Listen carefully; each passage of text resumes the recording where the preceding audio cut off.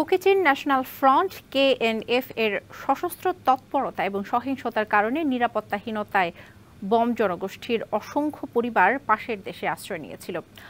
সেনাবাহিনীর চেষ্টায় দীর্ঘদিন পর বান্দরবনের রুমা উপজেলার নিজ গ্রামে ফিরতে শুরু করেছে বাস্তুচ্যুত বম জনগোষ্ঠীর এসব পরিবার। সেনাবাহিনীর সরাসরি তত্ত্বাবধান এবং সহযোগিতায় এরই মধ্যে ১২২টি বম পরিবার নিজ নিজ পাড়ায় ফিরে এসেছে।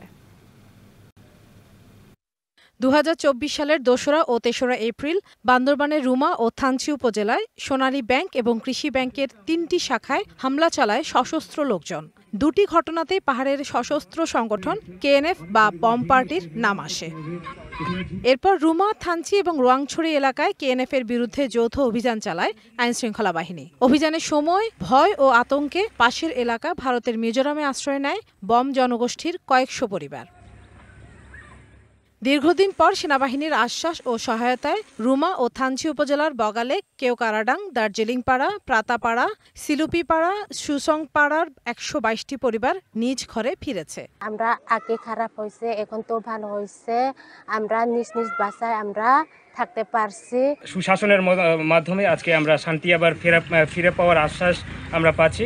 তাই অনেক অনেক ধন্যবাদ বাংলাদেশ সেনাবাহিনীকে। আগের চেয়ে পরিস্থিতি এখন অনেক ভালো। অনেকেই নিজ গ্রামে ফিরছেন বলে জানান বম সোশ্যাল কাউন্সিলের সভাপতি। যারা প্রাণের ভয়ে মিজোরামে ইতিমধ্যে গিয়েছিল তারাও ফিরতে শুরু করেছে। বিভিন্ন গ্রামে আটকের ভয় যারা পালিয়েছিল জঙ্গলে তারাও কিন্তু ফিরে এসেছে। ১৬ বেঙ্গলের অধিনায়ক জানান সেনাবাহিনী এই এলাকার নিরাপত্তার দায়িত্বে আছে। যারা এখনো বাইরে আছেন তারাও ফিরে আসবেন বলে আশা প্রকাশ করেন তিনি।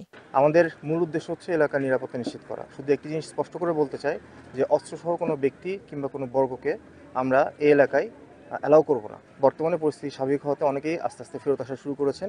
পার্বত্য চট্টগ্রামে আঞ্চলিক সংগঠনগুলোর অত্যাচারে গ্রাম ছাড়া ভুক্তভোগীদের নিজ ঘরে ফিরিয়ে আনতে এবং তাদের বেঁচে থাকার মৌলিক অধিকার নিশ্চিত করতে বাংলাদেশ সেনাবাহিনীর এই উদ্যোগ অব্যাহত রাখার আহ্বান জানিয়েছেন স্থানীয় বাসিন্দারা। DBC news desk.